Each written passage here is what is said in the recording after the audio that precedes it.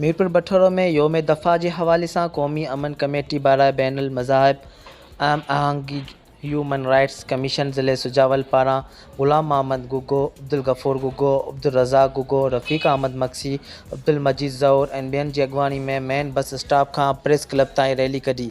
पाकिस्तान ज़िंदाबाद, पाक फ़ौज ज़िंदाबाद जा नारा हया विया।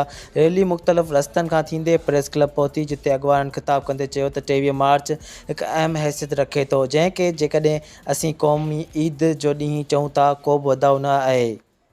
हिननि चयो त जॾहिं ज़ुल्म ऐं बर्बरियत हद खां वधी वेंदी आहे त उते अल्लाह पाक जे तरफ़ां ग़ैबी क़ुवतूं नाज़िल थींदियूं आहिनि। हिननि चयो त क़ाइदे आज़म कोशिशनि सां पाकिस्तान मुल्क आज़ादु थियण सां बरसगीर में हिकु न बल्कि ॿ क़ौमूं रहंदियूं हुयूं, हिकु हिंदू क़ौम ऐं ॿी मुसलमान क़ौम आहे। मुल्क आज़ादु थियण खां पोइ हाणे मुसलमान आज़ादाना तौर ते रही पंहिंजे मज़हब ऐं कल्चर मुताबिक़ ज़िंदगी बसर करे रहिया आहे।